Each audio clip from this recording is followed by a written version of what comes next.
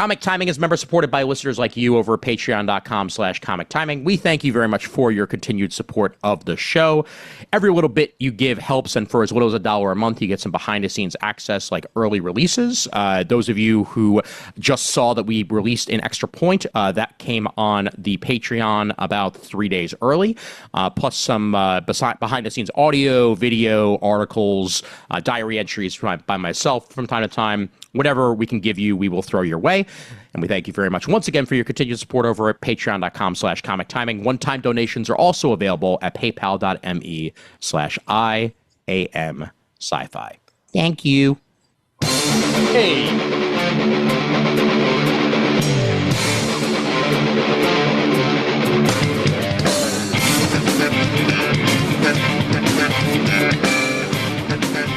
Hey there, folks. My name's Ian Levitstein, and welcome to episode 283 of Comic Timing. That happened right away, we swear. So this is indeed a brand spanking full episode of the show. And Gold Team returns once again, starting off on the bottom of the Zoom here with the one and only Adam Murdo. Welcome back, Murd. Mm-hmm. Pleasure to be here as always, Ian. To see all your smiling faces, frozen or unfrozen. I apologize to the group for delaying the beginning of this recording because technology bites with a Y. Oh, no. The technology's working great so far. We swear. Yeah, but for all of us involved here. And the technological wizard himself, Shane, is on this episode as well. What's going on, Hello. Shane? Hello, and thank you for having me again. And he's Chris Eberly. Brethren, I've been looking forward to this for quite some time. You've all been quite missed. Absolutely. Well, yeah, this is indeed going to be our long-awaited review corner episode of the first 6 issues of Kurt Busiek's epic Astro City. And those of you who have it in any form that you happen to have it, we're glad you do, whether it be digital, whether it be the original volume 1 that was just 6 issues, whether it be the single issues like Murd happens to have, or you can just fold them out like cards, Murd, and or if the Metro book, which came out not too long ago from Image, which has not only that but also the first 12 issues of volume 2 of Astro City included as well. You can go ahead and read along, but yeah, we're going to cover those 6 issues here.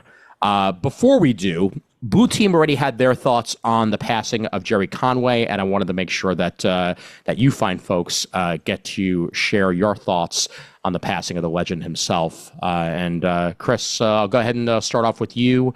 Your thoughts on Gerry. Thanks, brother.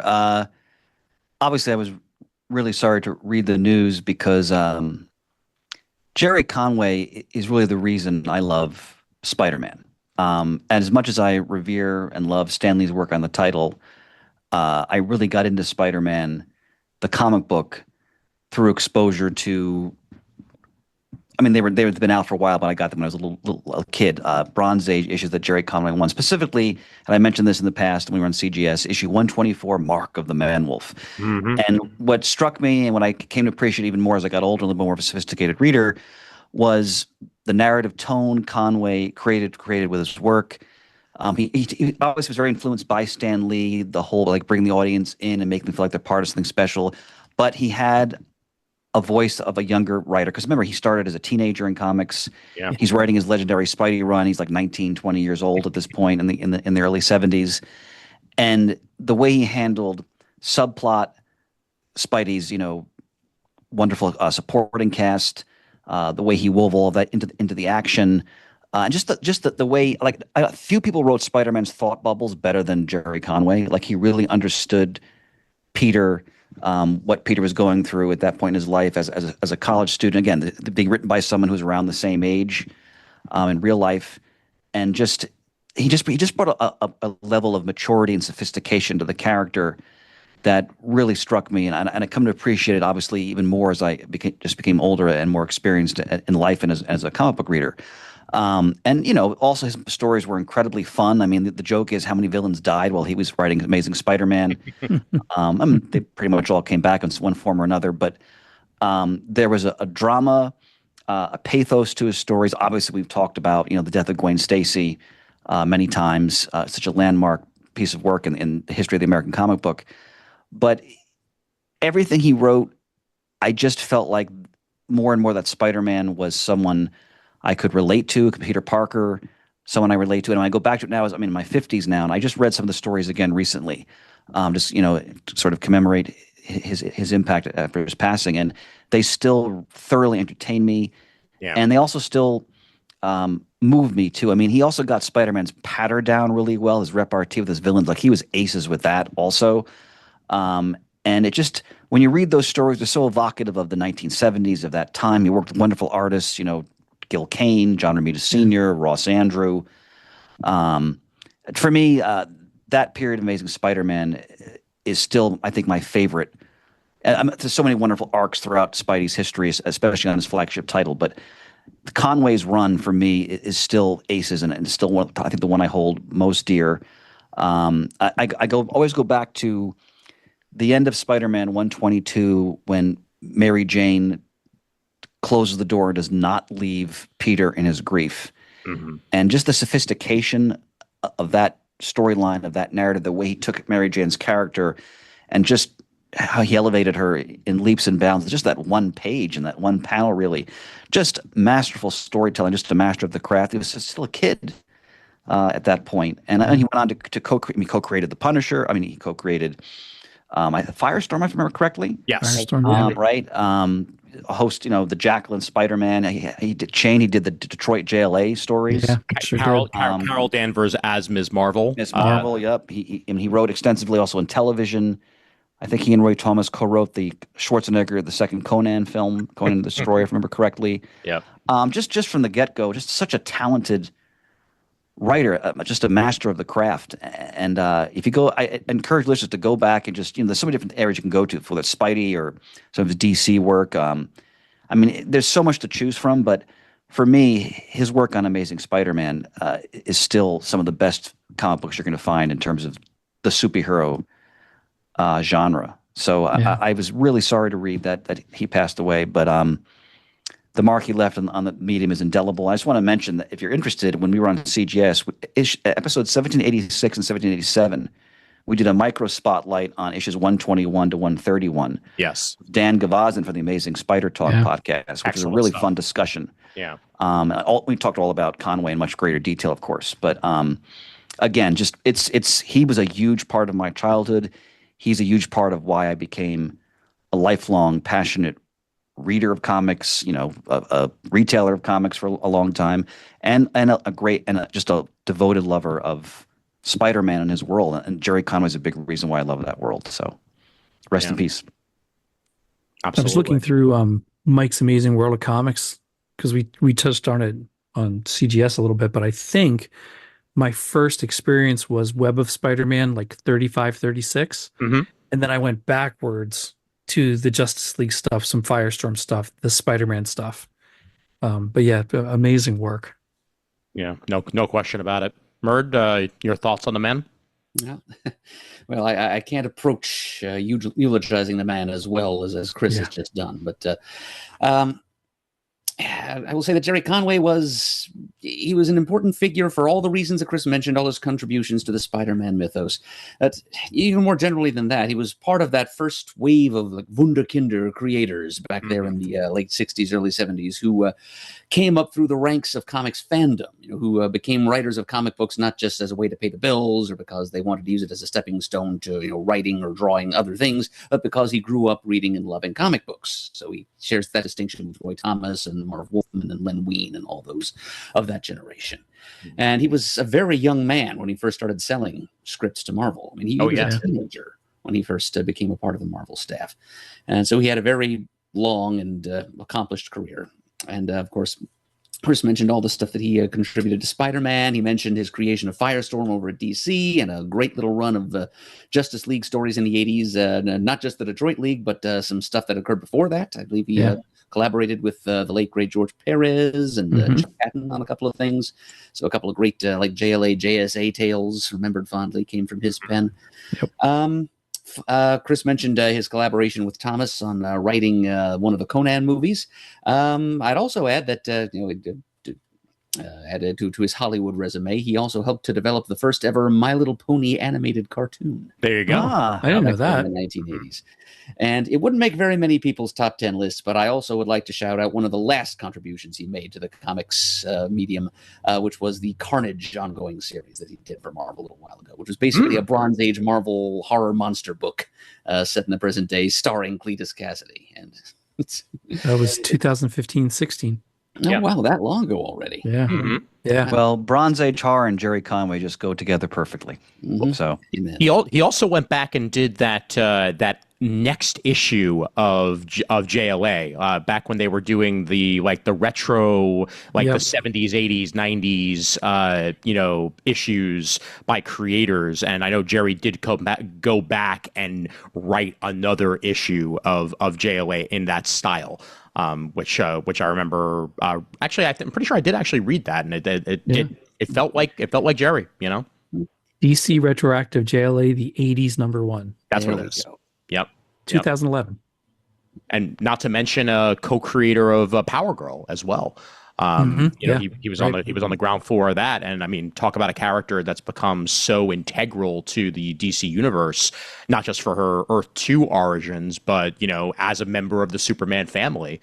Sure. That's a very integral character that would not exist without Gerry's input. So, and she had some great stints in Justice League Europe, Justice League after that. Yep. I was just listening to the graphic audio radio drama of Infinite Crisis, which of course Power Girl's huge in that. Yeah. One other thing to mention also about Conway, just thinking about it, is if you go back to his Spider-Man work in the 70s, and this is common in a lot of comics then, but you always had the caption box, which you don't really see in comics anymore. Yeah. And some writers, weren't very effective in making use of that, but he was just a master of creating a narrative voice in those caption boxes. Again, clearly building on what Stan Lee had already established, but the way he just took that voice and ran with it, and that made you feel so much part of Spider-Man's world in the early 70s. Again, I really recommend people to go back and read those stories, because it's like 119, somewhere in there, 118, 117 to through 149, I believe. It's just a magnificent run. Yeah, and I point out a little bit to go back to those episodes that we did in the micro spotlight back in the day. You all know my feelings on Stanisms. Stan Lee's not quite my bag when it comes to the old school comic. Gerry is. There was a sophistication to the way that he wrote, even as young as he was, where he just got the voices of the characters right. And they felt like human beings. They didn't just feel like they were vessels for whatever the dialogue was going to be. He made them feel like well-rounded characters, and that is what is important when you're reading a comic, and that's what's going to drive you in. That's going to want to make you read the next issue, and he very much was capable of that. Let me piggyback on that name, and I think someday we should do a review of this stretch, but. When the whole Gwen Stacy clone thing, which of course gets bastardized down the road, but the original story that he wrote, which I think we should revisit someday, but he really explores how traumatic it is for Peter Parker to see his dead girlfriend walking around. Yeah. And those original stories with the Jackal, and which is from a psychosexual standpoint really disturbing. We can talk about that later too when we get to those stories, but. It's really well done. And I recommend people go back and read those stories as well. Yeah, no question. I want to say, if I'm looking at this right, Amazing Spider-Man 111 was his first in May of 1972. Okay. Appreciate it. And of course, it's hyper relevant today, not only because they just put out facsimile editions of it, but Superman versus Amazing Spider-Man. Right. That's Gerry's baby as well. And now we're revisiting that concept in 2026 with new creators and new stories to be told. So he was one of those ones that crossed that company line and made a story like that happen with two of the biggest characters in either company. So yeah, Gerry was that guy. And of course, for you, Chris, Man Wolf. It's putting the whole Power record part of aside, which is of course magnificent in its own Corniness. I can't hear the character's name anymore without hearing it. I've never even heard that Power record. I've just Murd. All right, next just time heard we get our own together, voices discussing it. we'll drag that out. We'll find a turntable somewhere. I still have the 45. So also, I'm pretty sure there's MP3 versions of it online and stuff like that. You know, That's not the same. I know it's not the same. you need the snap, crackle, pop. Right. You need I have a warm qualities. I have a let's see if I turn the camera the right way. We have a record player. Oh, nice. Nice. It's not actually plugged in, but it's there for, and we have records. It's just it hasn't been plugged in a while. I debate about that, but I really don't need to go down another rabbit hole of collecting and gathering something else. Yeah. So I'm really trying to stay away from the record trend right now. That is fair. However, something that I love to point out, and Murd, this makes you happy, I'm sure, as well, that records sell way better than CDs these days. Yeah, totally. In a way, it does. Yeah. Yep. And for that matter, my car has a CD player in it. It does not have a turntable. So darn, you didn't get that turntable attachment for your car. That's crazy talk. It wasn't factory standard, I'm afraid. Oh man, I do want to say that if anybody listening wants to investigate, I think Mike's Amazing World website is fantastic to search. I just searched by Gerry Conway's name, and you get a whole list of everything from 1969 to 20. What was his last thing listed here? 2023. Nice. Now, I know it's not updated. I don't think recently. I forget why. Mm-hmm. But anyway, it's a great resource when looking for stuff like this. Yeah, no, it's certainly a good thing to bring up, and I'll share it here for the video version. But yeah, Mike'sAmazingWorld.com is where you can go for Mike's Amazing World of Comics, and it's without a comic book DB, which I'm still sad. Is a thing you have to go to the Internet Archive to search, and it's not even that the way well back. of a search in the Wayback Machine. But this is as close as we can get to something like that in today's world. So Mike's Amazing World of Comics. All right, now that we transition from one of the greatest creators in comics to another one of the greatest creators in comics, and that, of course, is Kurt Busiek. A man near and dear to our hearts, not only for the Avengers stuff that he's done, but for the Justice League. He's dipped his toe in Spider-Man a couple times, if I remember correctly. Untold Tales. Untold Tales. Masterful title. Yep, exactly. Yep. And for that matter, also talking crossovers, JLA Avengers is Busiek's bag, and that's currently being released as facsimiles right now into the world. He also, worked on Avengers Forever, one of my favorite stories of all time. And here we are with his own universe. It was time. Dates all the way back to 1995. That's crazy. I know, and he's still working on it. He's still putting out occasional miniseries of Astro City to this very day. Wow, gone through like 87 publishers. I feel like there were DC editions of Astro City. Now it's currently with Image. Maybe even been with Dark Horse at one time. Nope. Just Image, Wildstorm, DC, and I guess now back to Image. I got it. Okay. Yeah. Oh, yeah. You're right. Wildstorm. Right. Of course. Yeah. That's. I sometimes my brain forgets. Well, technically, Wildstorm was part of Image, and now it's DC, and now it's just straight up DC. But yeah, that's where it's gone. And Astro City Volume 1: Life in the Big City was published by Image on September 13th, 2011. But there's the more recent ginormous edition that is in the hands of Shane and Chris there. What's the name of that edition again, Shane? Metro Book. The Metro Book. Okay. Yep. And it's Astro City Metro Book Volume 1, Volume 2, Volume 3. Yes. So they all have the nice trade dress that makes perfect sense on a shelf. Mm-hmm. Yep. And Murd, did you pick these up back in 1995, or did you dig for these?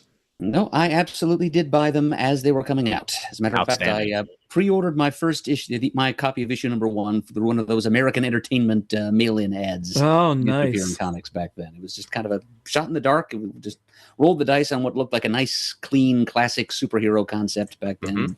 My 16-year-old self was the exact opposite of disappointed. I think addicted is my word when I finally got my hands on that. I did have to work a little bit to dig up some of the other issues of the miniseries a little later on down the road, but I got in on the ground floor certainly with the first issue. I'm pretty sure I was podcasting with you gentlemen when I read Volume 1 for the first time, because I remember, I think it's possible when the Metro book was solicited, or it was in previews that they were bringing it back into print in one form or another with Image, that I picked up a copy from the library, a physical copy from the New York Public Library, and I read through it and immediately was just taken by the richness of the world that Busiek paints for us in Astro City. That right from jump, you're a part of it. Like, just like I was talking about with Gerry, like it's well-rounded characters where immediately you can understand who they are and why they are just from the first issue alone. And the creativity of all the diversity of the characters, their powers, their looks, their code names. Yeah. It just an amazingly rich world very quickly in just a couple issues. Absolutely. One thing I think it's important to note, because I picked them up off the newsstand as they were coming out in 1995. When I revisit these stories, I hadn't read them it might have been even 30 years since I read the first 6 issues or so, but it took me back to that time period, and I was a few years away from opening my own store, so I was preparing to do that. And I remember when I got Astro City #1, it was like a rush of oxygen, because we have to remember the state of a lot of superhero comics in 1995. Sure. Yeah. And I'm not going to say everything was bad, because that's ridiculous too. But in general, I don't think superhero comics were at their finest in much of the 1990s, with obviously some very important exceptions. But I just remember as a reader back in 95, this was so thrilling to read, because this is the guy who wrote Marvels, who wrote, Untold Tale of Spider-Man. And you see him taking the ideas he had in those stories, Marvels in particular, and it just taking them that much further in this own world that he's created, his own sandbox that he can play with. And let me tell you, back in 1995, this was as good as it got for superhero comics. This was just outstanding material. And I'm sort of looking forward to discussing this in more detail. I think one of the things that fascinates me the most about this is that it could have easily felt like a ripoff, because like in the wrong hands, these are all analogs here. But I mean, we've had we've been down that rodeo before. Watchmen are analogs of Squadron Supreme. Squadron Supreme are analogs. There have been 800 Fantastic Four analogs that have existed over the years. But now we get the first family in Astro City. But when you're in masterful hands, it shows, and it does not feel like you are getting quote unquote ripoffs here. Like it's not like those people that create Superman and his name is Clark Kent and everything about him is the same except for a few things. No, this is immediately you get the Samaritan and you get the Samaritan. And you understand that while he is a Superman character, he's his own type of character and his own type of man out of his own skin. And it's beautifully done. It really is. Well, the other thing to think about, Ian, is also that, again, to go back to Marvels, which really, I think, put Busiek's name on the map. He'd written some comics before then, but, Marvel's a book I'd love to discuss with all of you in the future as well. But the whole premise of how these godlike beings affect regular people, which Marvel always did from the beginning to some degree. That was a part of what made Marvel so unique at the time. Sure. But I don't think anybody captures that as well as Busiek did in Marvels. And he takes that idea and then he brings it into this own world that he's created. We have as much absolute control over.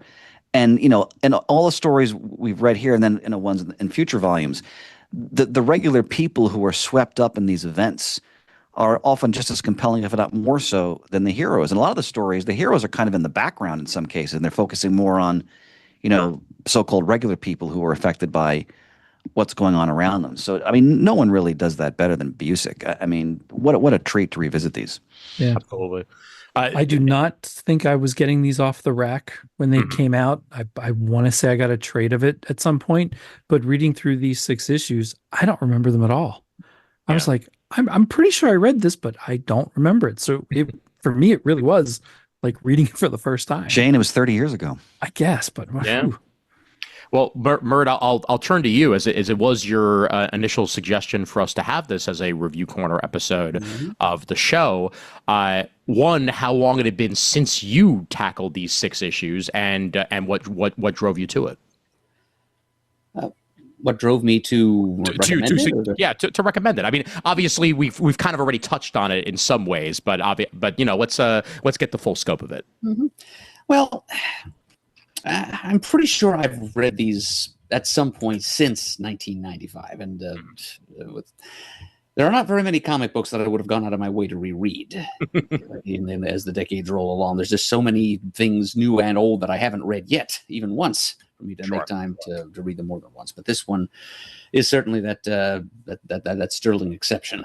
I picked it up. Well, I already told you how I first got my hands on it. I was 16 years old. It was 1995. I've been reading comic books for all of 3 years at that point. And I was just kind of getting a sense of what the superhero milieu was, and beginning to learn the pleasures of the comics of those time periods that come before the 90s, when I began reading and learning, by comparison, the shortcomings of the time period in which we found ourselves back then. And so when Chris's remarks about how well this comic stood out against most of the other material on the stands, his point is very well taken there. It was like a glint of pure silver amidst the dross of the comics marketplace of the 90s. And I, like Chris, will hasten to point out that, yes, the 90s were not all bad. It is ridiculous to dismiss an entire decade's worth of material as worthless. But there were a lot of bad and a lot of mediocre comics being published. And but there always are, in ongoing series and in limited series, there are always those minor gems to be found in whatever period of comics history you're looking at. And this is certainly one of the biggest and brightest such gems the 90s had to offer. And as far as why I recommended it for one of our picks here in the review corner, part of it is just as simple as, it was an anniversary year. We first... I first suggested this back in 2025 when it was a little more timely. But also I'd had this kind of written down on a list of potential books of the month that we could discuss. I have 3 columns: Marvel, DC, and other. And Astro City was very near the top of the other publisher books to discuss. And so, for very good reason. Nice to move beyond the sphere of the big 2 every once in a while. Yeah. I didn't realize Marvel's had only come out a year before this. Marvel's was 1994, and Astro City was 1995. So, a couple good years there for that Busiek boy. Yeah. And as Chris mentioned, Untold Tales of Spider-Man fit in there somewhere in the middle. Yep. Well, let's begin with the first issue here, and in that very first issue, we're introduced to the format. This is not just going to be running superhero adventures. We're very much getting spotlights on specific characters for each of these 6 issues.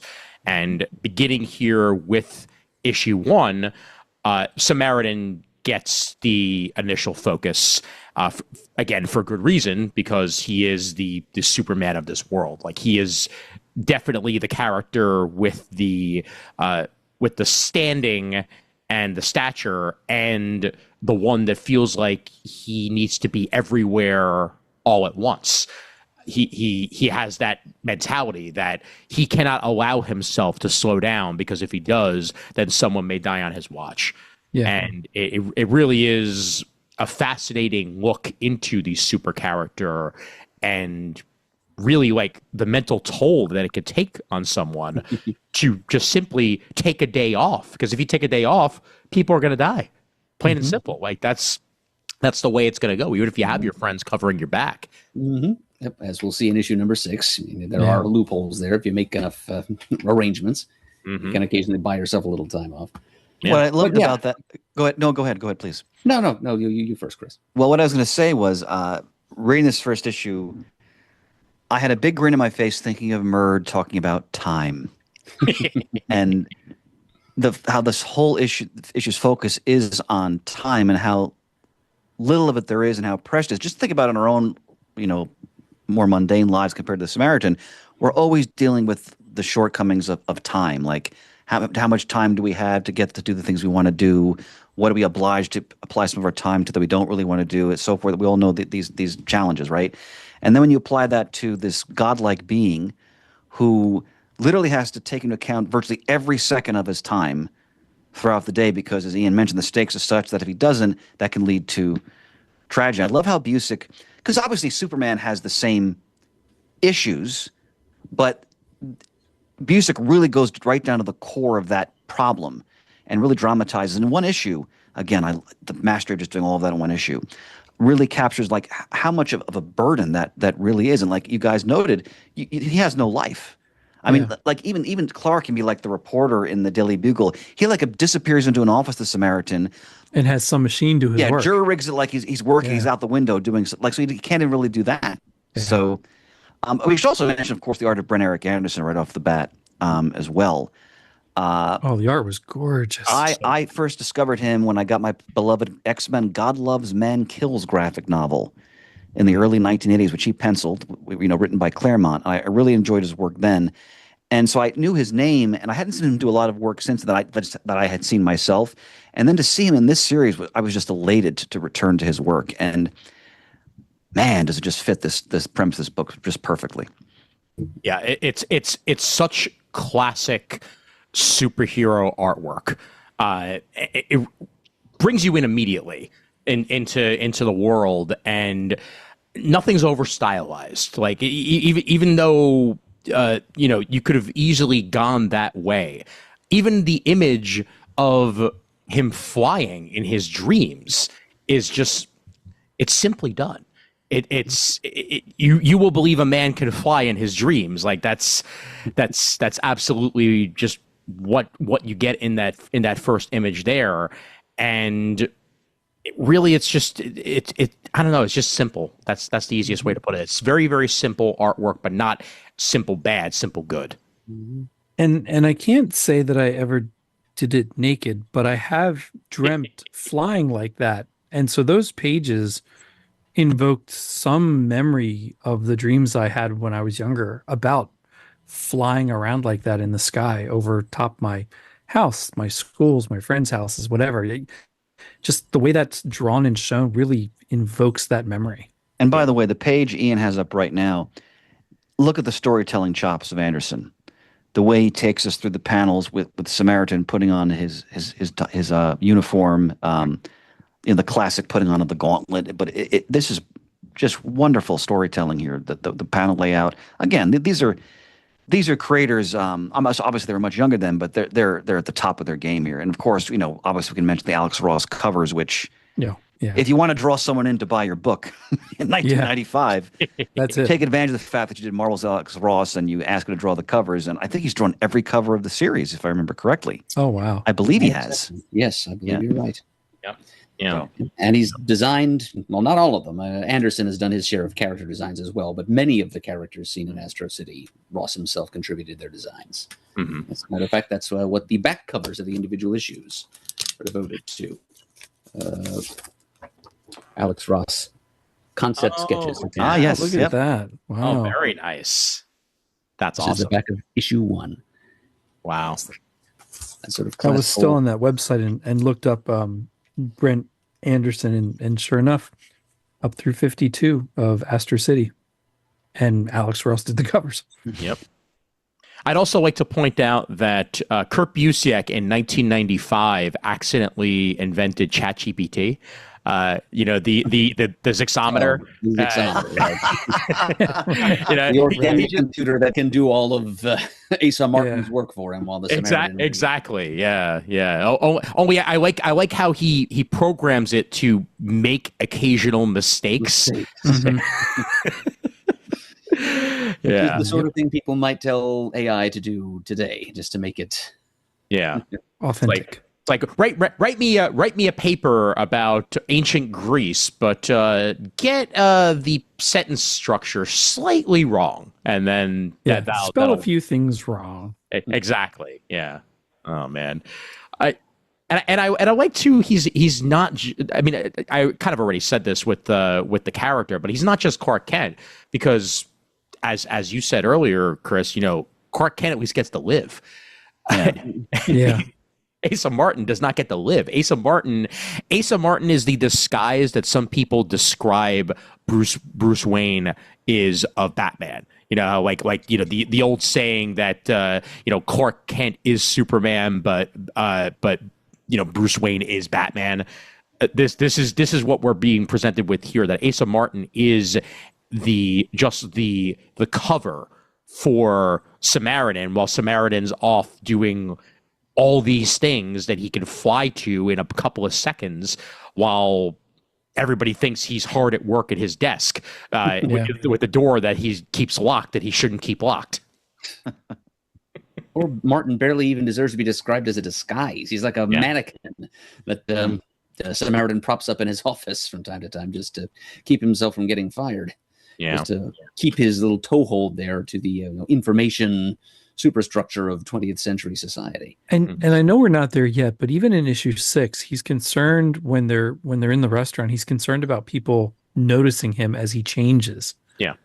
Which struck me as a little odd, only because he hides himself away in every other avenue.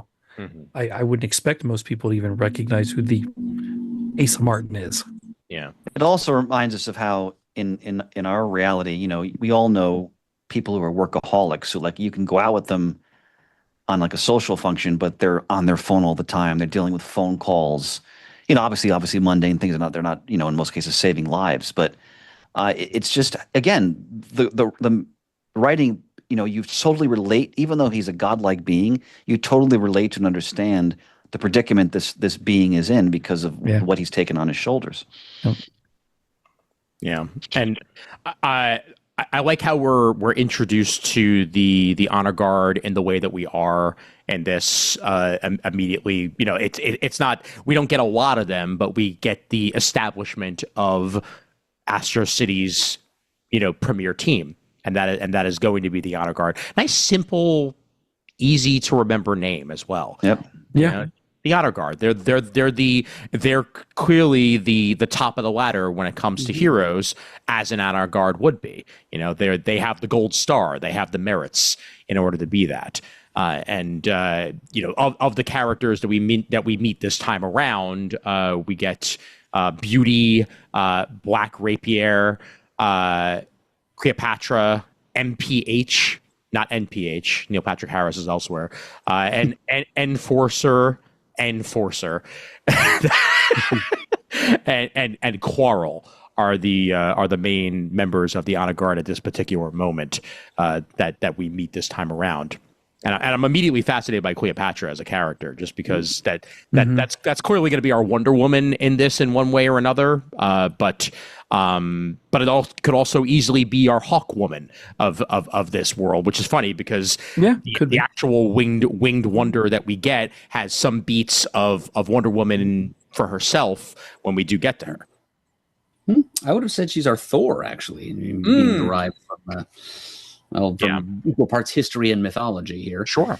But you see, this is your point earlier about Busiek and his work with analogs in this series, Ian, is very well made, because he crafts them so well and so carefully. Yeah. And it's never just kind of a color by numbers 1-to-1 ratio between. Absolutely. It's not just familiar characters with a new coat of paint slapped on them. Yeah. He works a little bit harder. He reaches a little bit further back along fictional phylogeny, and he works at creating more distant cognates for the well-known characters that we already have. I mean, you can still recognize they share similar inspirations. You can imagine them being formed by the same kind of needs and pressures of genre and audience that the familiar characters were, but they're very much distinct. They stand apart from their inspirations. Yeah. I mean, you were talking about Samaritan and how you can tell just by looking at him that he's meant to be a Superman analog, but he is very much distinct from Superman as a character, and he one of the most closely modeled analogs in the entire series.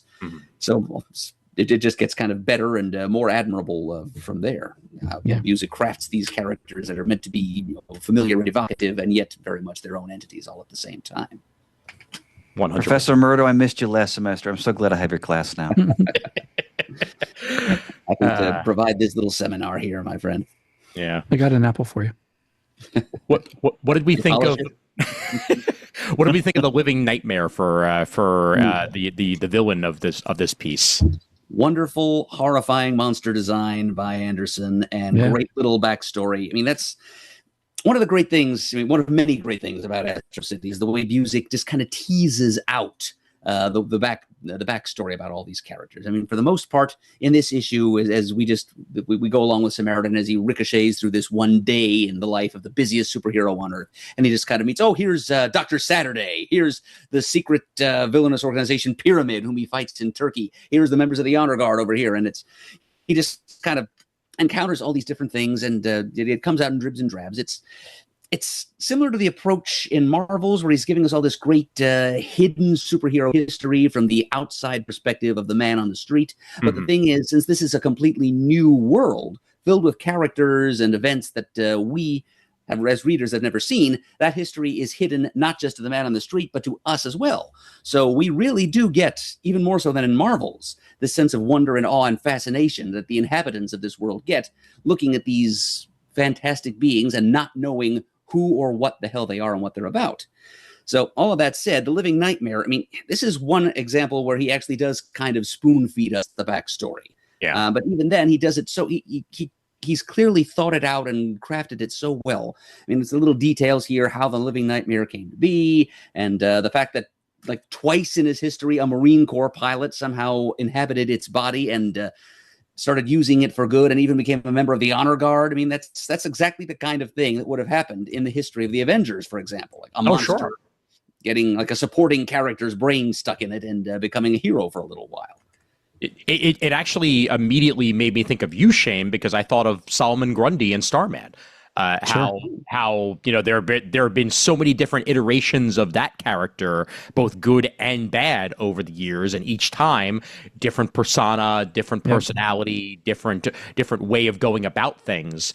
That this is certainly what Busiek was reaching for with this, and I love a character that can be nebulous. You never quite know exactly how they're going to wind up turning up and what type of personality or perspective they're going to bring to the table when they do so. And that's what you get here immediately with a character like this. And even with all that, you didn't need more. You just got enough that you needed for the story and to serve its purpose and enjoy it.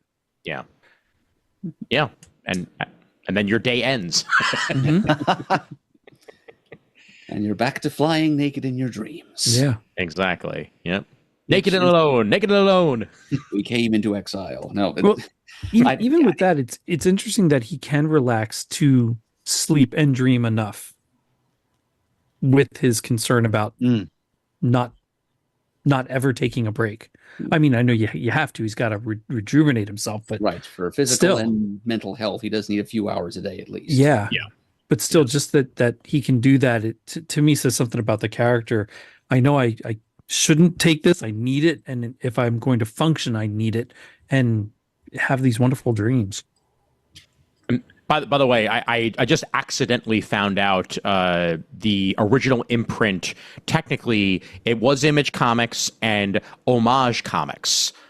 Which was then later folded into Wildstorm, and then by proxy, DC had it for a little while there, and now it's back at its original home of Image Comics. So those are the many different places that Astro City has been over the years. Yeah, that's right. I remember seeing the little Homage logo box on the cover of some issues. Mm-hmm. Yep. So that first issue, again, nice, simple, straight to the point character piece, and we really get to know Samaritan and the world of Astro City just through those simple pages. Anything else about this this particular issue? Any of you gentlemen want to touch on? Well, I may as well mention here that Astro City is fruitful ground for the Easter egg hunter, and as he starts teasing, and this.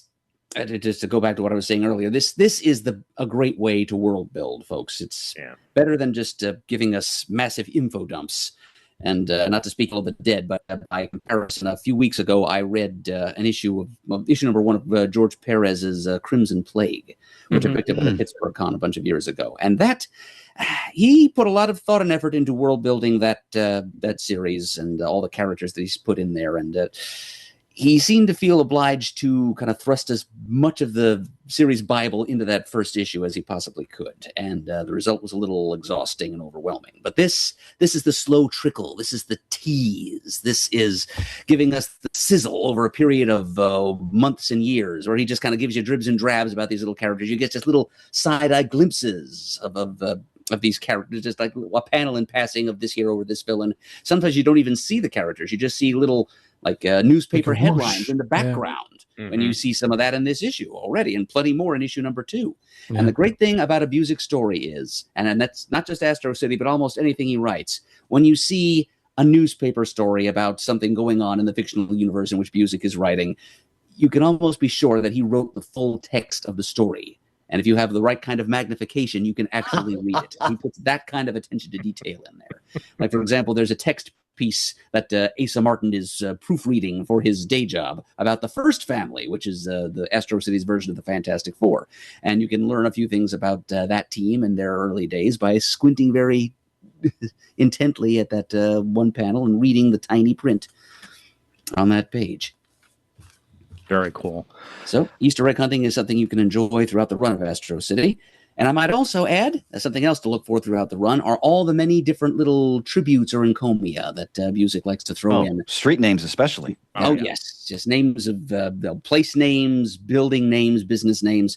He just throws in lots of little nods, and sometimes even like satirical jabs at different comic book creators past. And I believe the first one of those is in issue number 1, where we learn that Astro City's version of like the raft or the vault or whatever, the main prison, is Bureau Island, which is named after Charles Bureau, who was an innovator in crime comics. He was one of the co-creators of Crime Does Not Pay. So naming prison after him makes a lot of sense. I was a big fan of the Goodman Donenfeld reference. Obviously, the Marvel publisher, and then one of the founders of DC Comics. Right, Harry Donenfeld. Yep. And across the river, the Sweatshop, which is the official name of which on the map is Chesler, after Harry A. Chesler, who founded one of the first comics production shops back in the golden age, where it was kind of thought of as a sweatshop in those days. I found this is not in these 6 issues here, but there was later a full pullout section with a full map of Astro City that was published. And you see here, Derby Field, Fast Gardens, Shadow Hill, Patterson Heights, Chesler, as you mentioned there, Gainesville, Hartley, Bakerville, Old Town, all these different monuments, all within the bounds of Astro City itself. Murd, isn't Derby where Charlton printed in Connecticut? It rings a bell. Derby spelled Derby Field. There we go. Mm-hmm. Yep, like a derby hat. Yeah. And the whole thing lies within the shadow of Mount Kirby. Indeed, and the Mount Kirby Observatory. While we're at it, yeah. Well, and we'll get into the full history of Astro City as we move forward. But they do also at least hint at the fact that at one point Astro City was just destroyed, and that Astro City was built on the remnants of the old city. Right. From the ashes of Romaine Falls rises Astro City. All right. One other thing of note in this issue, just to lead to the, or to add to the "I'm so sad and alone" of this particular issue, was when he got the copy for the essentially the hottest girls of Astro City to look over, and he basically just Samaritan mopily goes, "If only I had time for love," Gosh. All those images of those vapid, pretty faces staring in black and white over his shoulder. It's kind of a creepy image, honestly. I'm not sure. I know it is. Yeah. If this were published today, I'm not sure he would have gone that direction with that scene. It is a bit leery. Yeah.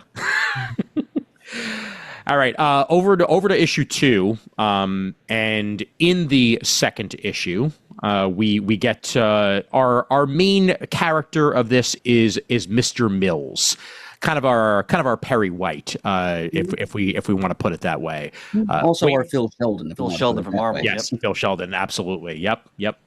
Definitely not Jay Jonah. No, yeah, much jollier than Jolly Jonah. Yeah, definitely. And we essentially get in some ways his origin story, which brings from the past. And he's in the present day hiring a new reporter, and the reporter spots on his wall an image of this seemingly nebulous article, which then leads to our main flashback of the first time that Mr. Mills winds up in the middle of a huge super to-do. Winds up in an entirely alternate dimension, sees Old Soldier, which is definitely, oh my God. The character building on Old Soldier alone in this issue, my God, man. Yeah, just in that couple of pages. And you'll appreciate this, Chris. In one of the letter columns later on, Busiek told a letter writer that he wants to do a lot more with Old Soldier, but he wants to do a lot of historical research first to make sure that he's depicting the battles in which Old Soldier participated properly. Well done. Yep.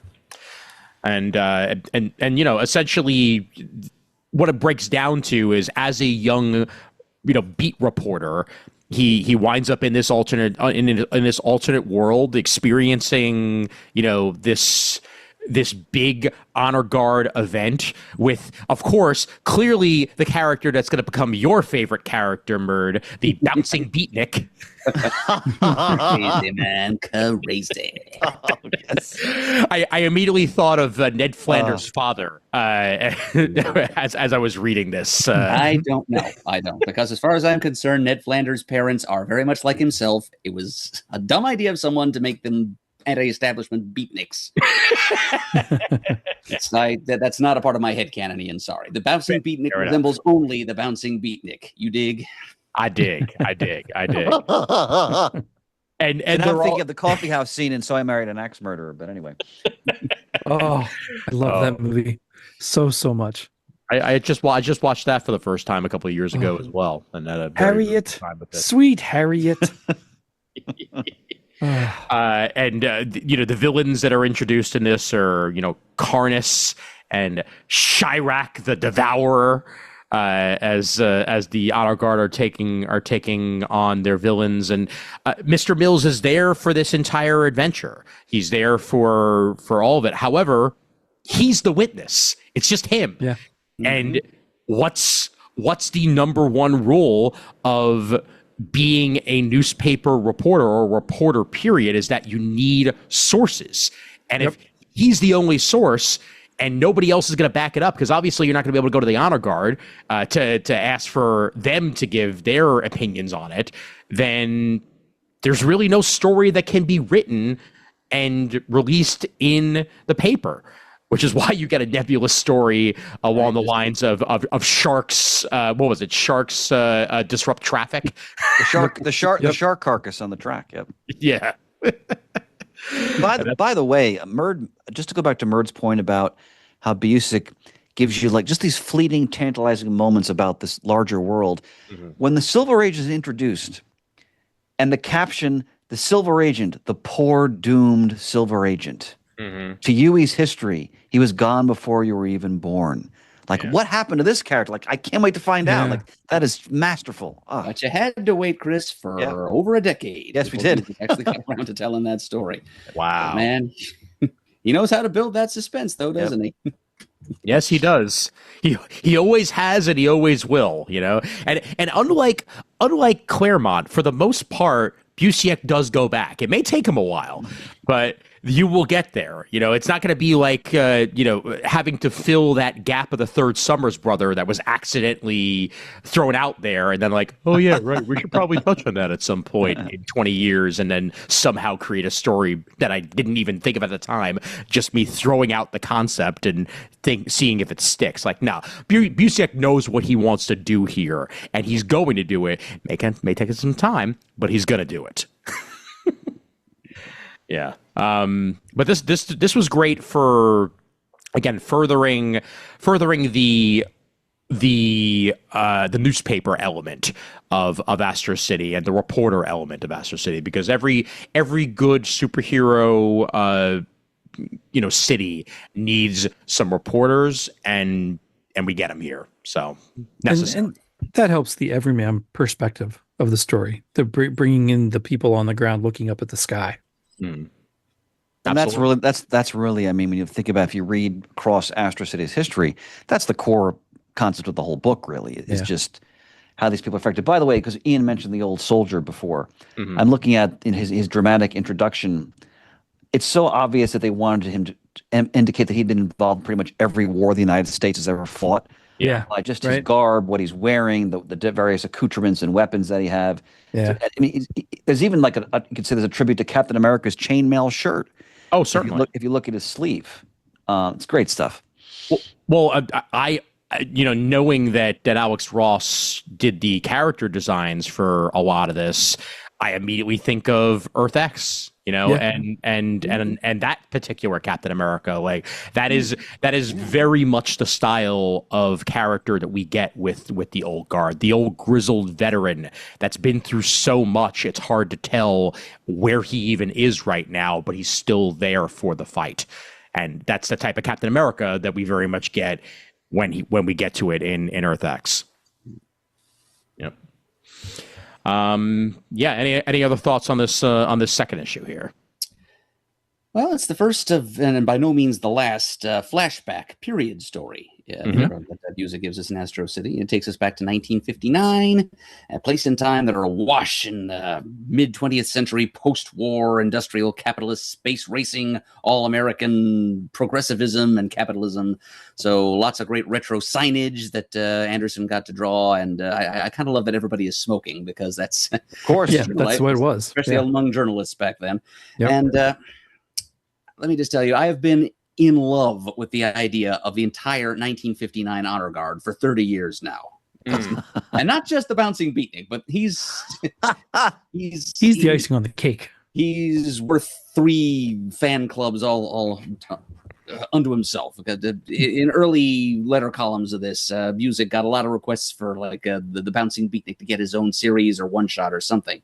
And Busiek said that there's a lot of backstory to cover with him, because apparently he's some kind of personification of musical zeitgeist or something. And he did finally get to tell a little bit of that story in the most recent DC published volume. There he is. Yep. Far out, man. Crazyville. Apparently there was a predecessor of the bouncing beatnik called Mr. Cakewalk, who appeared in an ethnic black neighborhood of Astro City back in the early part of the 20th century. And it just kind of snowballed from there. But he never did get around to telling the whole story of whatever entity to which the bouncing beatnik is attached. Wow. I was also slightly disappointed that Kit Kat, there's no chocolate powers whatsoever. Like no. Wait. It took you an hour. Wow. I know. I trust me. I had the Kit Kat joke just waiting there, and it had to come out at some point, and then I broke it off. So that's pretty sure she wasn't a cabaret performer in pre-war Berlin either. No. But still, Leopard Man and Kit Kat, the Enforcer with that big clunky 50s design and the Nichols Royce nameplate riveted to its chest. Yes, Maxo Millions, 12 feet tall in his red tuxedo. Am I leaving anybody out here? Oh, is Cleopatra there? Yeah, Cleopatra's there, yeah. Yes, it feels to every single one of those characters feels to me like it might have been some kind of like atomic age desperate stab by some third-party publisher to create a new superhero character. Oh, in the late absolutely. 50s. I can totally imagine like ACG or MLJ or Tower or somebody like that throwing together a team of kooky misfits like this in 1959. And that's the year before DC came out with the Justice League, remember? Mm-hmm. So, yes, it has the same appeal to me that my beloved 50s Avengers have long had. So, yes, I would happily lay out much money to read a comic book set in the late 50s starring this group of characters, and still more money to read like 2 series starring the Bouncing Beatnik.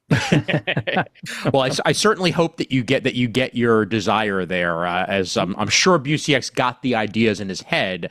He just has to get them down. Last I remember, he decided not too long ago that he was just going to do volumes as opposed to individual issues for whenever he tackles Astro City, whenever he has the time to. Right. And I know that there is another volume in the works. So I do hope that does grace us sooner than later, so we can get a little bit more Astro City into our lives. So this is a volume of new material, right? Yes. Not just another collection? Yep.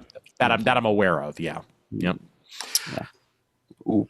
One other thing to say about this issue has been alluded to already. It's further evidence of how closely Busiek considers and thinks through these superhero worlds that he creates. This issue, in addition to giving us a fun little trip back to yesteryear, it also casts a spotlight on the unique challenges faced by journalism in a world dominated by the fantastic. Sure. Like, how are you supposed to properly document the facts when things like time travel and invisibility and magic all exist? And what happens is oftentimes it just gets dwindled down to a little filler piece about a subway car being obstructed by a shark. Yeah. But it's a beautiful little moral lesson about the integrity of journalism and how it must hold its own, even when incredible temptations like being able to report the story of the honor guard fighting shark men in Dimension Z or whatever confront the young reporter, and how it's really kind of cool how said reporter, young Elliot Mills, comes to the realization that his hard-bitten editor was right. We here at the Rocket, we print only what we can prove. And that remains the gold standard of journalism in Astro City from that day to this. And you're absolutely right. That's another way in which he has very little in common with J. Jonah Jameson, who tends to print what his rage dictates. Of course. Yeah. If J. Jonah Jameson had been stuck in that world, there probably would have immediately been a hit piece on the honor guard, like honor guard leave lonely man stranded for hours and don't even offer him anything to eat or something along those lines. I think he would have been in favor of the honor guard, but he would totally have roasted the Bouncing Beatnik. Yes, that's true. Yeah. I just always goes back to Spider-Man's guilty. He's guilty. There you go. Nice. Well, if the Bouncing Beatnik, doesn't suit you, how about issue 3 with Jack in the Box? I love Jack in the Box. It's an awesome issue. Man, and God love people who are afraid of clowns. Well, criminals are a superstitious and cowardly lot, after all. Yes, they are. Mm-hmm. Yeah, and this issue plays on one of my favorite tropes. Batman the Animated Series played on it a little bit, and there have been a couple of other things over the years that have. That guy who accidentally finds out the secret identity, and then what does it drive him to after that? Do you go to the press? Do you let villains know? Do you try to profit off of that? Or does it slowly drive you insane that someone is going to find out that And it slowly drives him insane. Yeah. Mm-hmm. I have here on my notes, the plot reminds me of John Steinbeck's short story, The Pearl. What happens when a common man finds an incredible treasure and instead of enriching him anyway, it slowly destroys his life. But I also have down here that it would have made a dandy episode of Batman the Animated Series. So we're on the same page there, Ian. Yep. Yeah. Totally. The man who killed Batman. Mm-hmm. Yep. That's basically where my brain was going with that one, Murd. So yeah. Yep. And Jack in the Box is a character. That clearly has existed for many, many years, which of course leads us immediately to the world of Legacy in Astro City. You know, is this the second Jack in the Box? Is he somehow timeless? You know, these are not things that are answered in this issue, because it's not what this issue is supposed to be about. What it is about is Eisenstein, whose name is way too similar to mine. You're much better looking, honey. You're much better looking. I appreciate that. It's like immediately when I saw that his nickname was Eyes, I'm like, wait a minute, spectacles. What spectacles? But yeah, it's much more about that, and this almost serves as a Twilight Zone episode. As you're watching through it, you know, as you watch him descend into paranoid madness of the whole situation. Like I don't think I would want to know who a superhero is, because that's probably what it would do to me. And instead of flashbacks necessarily, we get daydreams. Yes, of Eyes the entire issue, and they progressively get worse and worse. I just like that he's using a microfiche machine to do research in the library. I bet Murd appreciated that in particular. 1995. Oh, man. Yeah. If you read the letter columns, so many CompuServe email addresses. And that's probably available technology of the time. Wow. And Hotmail, I'm sure, is all over the place. Oh boy, yeah. And you know, we even get to see, you know, Eyes' first time he ever saw Jack in the Box when he was a kid. Yeah.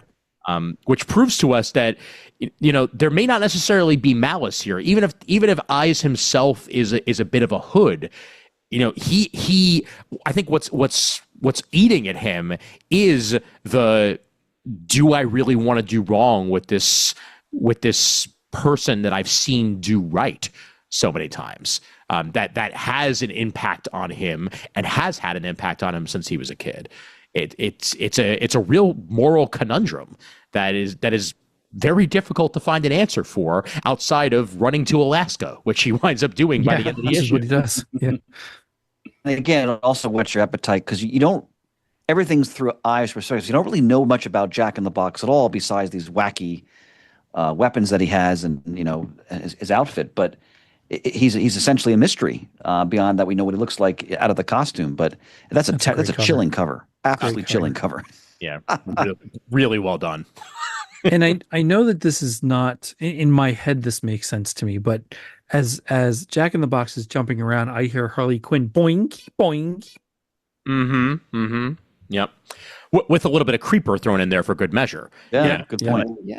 Yep. See, that's the thing. A lot of these analogs of music draw from multiple sources. Just make sure that it's not too much indebted to any one existing character, which is also Totally. important.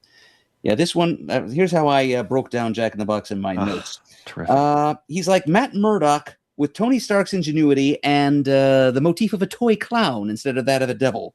Or he's like an amalgam of Daredevil and the Joker with the Creeper's fashion sense. Yeah. And doesn't the Secret Identity own a toy company? Didn't they establish that in the story? Yes. Yeah, Zachary okay. Johnson, owner of ZJ Toys and Novelties. Yeah. Yep. And he's dating the newswoman. Yeah. The newscaster. Yep. I want to call her Tawny Young, but that's not a name. Let's see. Do they actually name her in this? Yeah, I believe she they signs do. an autograph to him. Okay. Yeah. Tamara Dixon is her name. If I'm looking at the correct individual here. Yep. I believe you are. Yep. And yeah, as the issue moves forward, you know, as we said, like, you know, Eyes could have gone many different directions with this. You know, he could have sold it off. He could have, you know, tried to blackmail him in one way or another. He could have done so many different things, but instead, he kind of took the right path, which is run away. Run away. Run away. Run away. I honestly don't know what I would do in that situation. Going back to it, you know, we don't really have to deal with in our real life that much of a secret identity type of situation. You know, one where, like, you know, you find out that someone you know or someone you've met is not necessarily the individual that you think they are because they're jumping around rooftops in the middle of the night. Like that's not something that we really have to deal with, unless you somehow know that one dude in Seattle who was doing that for a couple of years and was not exactly the vigilante that he brought himself to be painted as and whatnot. But in the world of superheroes, yeah, this probably happens a lot. There's probably a lot of people who move to Alaska out of fear because like they accidentally were in the wrong alley at the wrong time when someone took off their mask, and you're like, ah, crap. Well, I remember that was a great story in Alias, wasn't it? Where didn't someone see Steve Rogers take his cowl off? Was that an Alias? I feel like that was. I think it might have been, yes. Yeah. That does ring a bell. I think it was Alias. Yeah. Yep. And yeah, I don't see any other direction that he could have gone with this. And it's beautifully put. I think this, of the 6 issues, this was my favorite. Barely beats out the first issue with Samaritan because that one's a masterclass in storytelling, but so is this in its own way. It's the first one that doesn't feature a newsman in any form outside of the reporter, obviously, the TV reporter, but she doesn't factor into the story outside of existing. What really works on this is what to do. And there's no answer. There really isn't.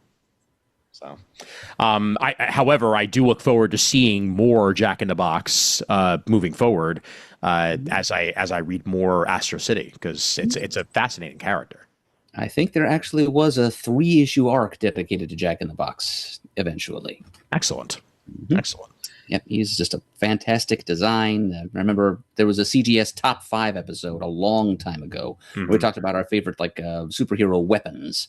And Jack in the Box, I think he was like his whole arsenal, those electroshock rubber noses and the snare confetti and those great telescoping spring-loaded arms and gloves and boots of his. I think that made number 3 on my list. Nice. It would be a really fun superhero to be, I guess. Yeah. Is what I'm saying. Oh yeah.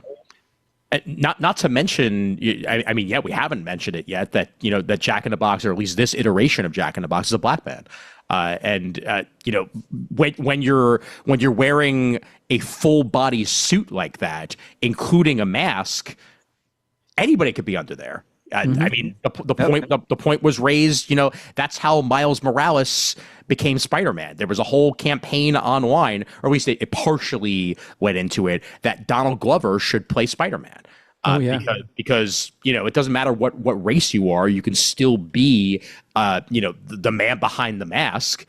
And that's been proven time and again in adaptations over the years that have made it to TV. And here we are with a character like Jack in the Box where, anybody could be under that mask. And eyes just happened to find out who it was and then freak the hell out. Yep. Well done. Any other thoughts on this 3rd issue, gentlemen? Kind of love that Jack in the Box's main arch enemies are the brass monkey and the human weasel. Brass monkey, that the funky monkey. Bush, the monkey chased the weasel. David Busiek. I didn't think about that.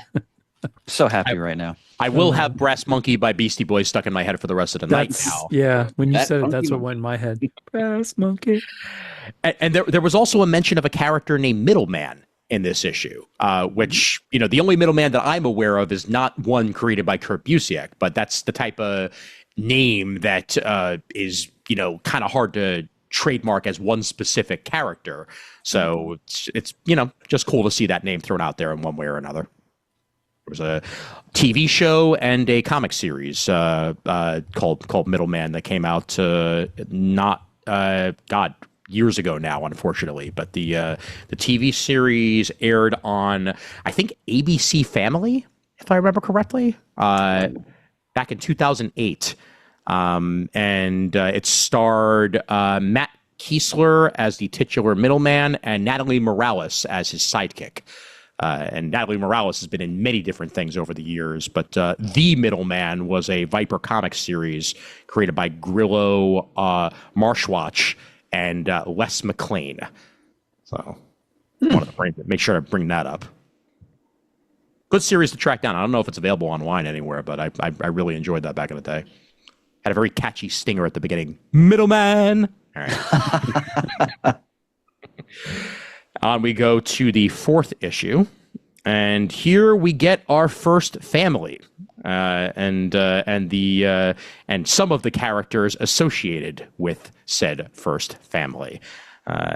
We get Augustus First, F-U-R-S-T, gotta love it.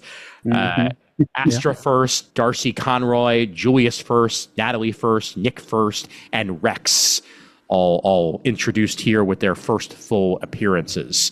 And I love the look of the first family. It's very much evoking that Fantastic Four that we know. The fire character has a giant F.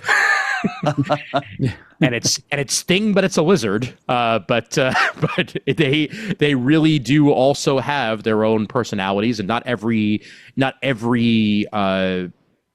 superhero power lines up necessarily with that of the Fantastic Four. Either way, we get some electric powers in there. We get some giant women. It's a whole lot to be had here with the first family in the world of Astro City. So let's say we on this 4th issue. This is the one about the immigrant family, right? In yes. What's the name of the enclave? Shadow Hill. Shadow Hill. What really struck me about this story was, and you see this throughout the various volumes of Astro City, is that Busiek is also exploring the different aspects of the city, and how you have like the gleaming world of tomorrow type downtown, but like in any real city, there are these outer boroughs or these enclaves where maybe people aren't as economically high up on the food chain, so to speak, or like immigrant communities. And the fact that he takes that reality and combines it with the world of magic, and how there's like these like shadowy realms of the city that some people are hesitant to kind of walk into, and how the main character, like when she goes downtown to work, some of her coworkers like, you live over there, like how do you do that? But to her, it's she's very much accustomed to it, and like he brings in like how her parents have, because they're in that remote world, they have their own sort of biased version of what the rest of Astro City is. And this, I think, is one of the most thoughtful of all of the issues thus far.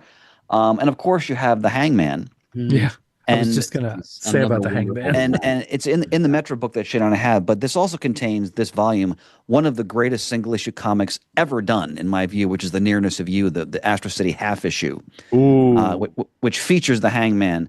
That anyone who loves comics and the medium, you have to read that issue. You don't have to read the rest of Astro City. Just read that issue. It is sublime stuff. Reading that will make you want to read the rest of Astro City. Yeah, exactly. Yeah. Was that a Wizard half issue? It was. By the way? I believe it was a Wizard half issue, right, Shane? Yeah. Mail a coupon. I believe so. Yeah. Boy, was it worth it. It was worth it. I remember getting it in the mail. I found the particular caption that I was looking for, and thank you, Reddit, for giving it to me. The Hanged Man makes the last of his nightly rounds. I nod to him, as always, offering thanks for his protective vigil. As always, he makes no sign of acknowledgement. Yeah. I also love in this issue, through the what's the name of the woman who's the narrator? Forgive me, Marta. The character. Marta. Okay. She's our point of view character through her journey here. But they then introduce the like renegade superhero team, which we have in every superhero universe, who are like the cast-offs that nobody really wants to work with. Yep. But have that plucky spirit, and they're trying to show that they have a right to be out in the field as well. But they're like, again, like you guys mentioned, the designs of all these characters, they're so reminiscent of characters we know, but they're so well done that they have their own twist applied. But that was a sheer delight to see that. I don't remember what the name of the team was. The Astro City Irregulars. That's right. Okay. Yeah, they actually don't turn up until issue 5. Okay. Oh. Yep. Yeah, although we do get the unholy alliance in this issue, with which just reading off the names: Demolitia, Flamethrower, Glowworm, and my favorites, Slamburger and Spice. Yeah, there used to be a Sugar, but she's dead now. Yep. Yeah, sorry, Murd, I mixed up my two teams there. Thank you. Quite all right. No, that's fine. I like the supporting characters that we get introduced to, in this issue along with Marta, which by the way, Marta actually kind of feels the most Phil Sheldon of all the characters that we get here. As as an observer character, she is a part of the city, and she is the observer in the way that like she's looking up.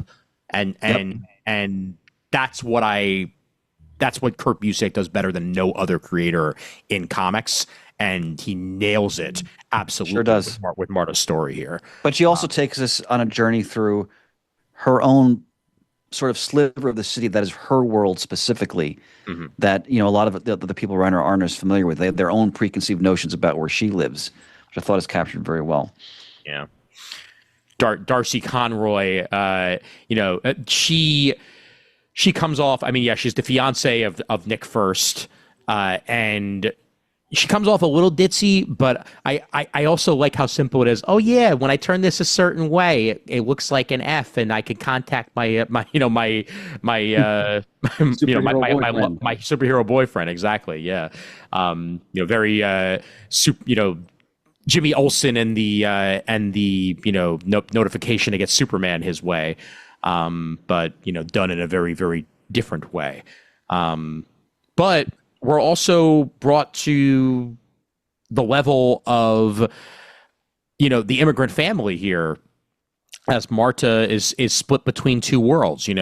Does she want to separate and advance her career and move in with roommates and leave the family, or does she want to settle down and live with her family in her little corner of the globe? It's something that everybody has to deal with, Astro City or no Astro City, and it's even much more complicated when you throw in superheroes into the mix. So yeah. Well, I thought her story was really well done, and like Chris said, great point of view character, looking up at the heroes as she goes through her little suburb into the city.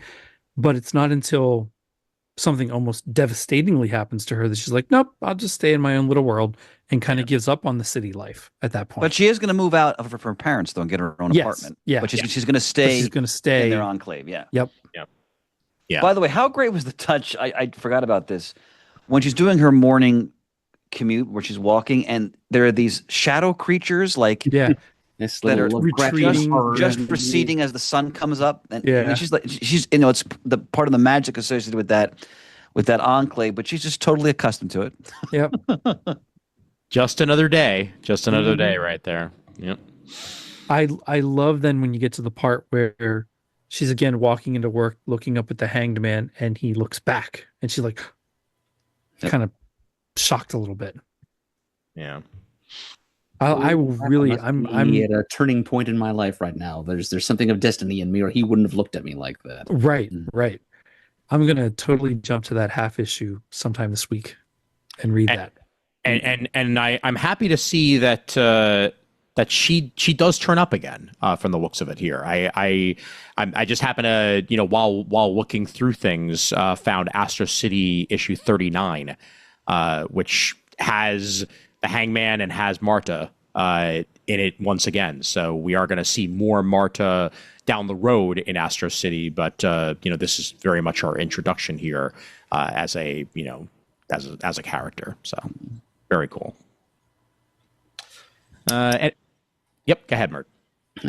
A thing we learn about Astro City between last issue and this is that Astro City has genre ghettos, little neighborhoods that represent marginalized superhero adjacent genres. They're within the friendly symbolic confines of Astro City. Like Chesler, you might argue the sweatshop is kind of a crime comics neighborhood, and this is the horror ghetto. As Chris puts it, it's not only an ethnic enclave for Eastern Europeans, but it's also the horror neighborhood.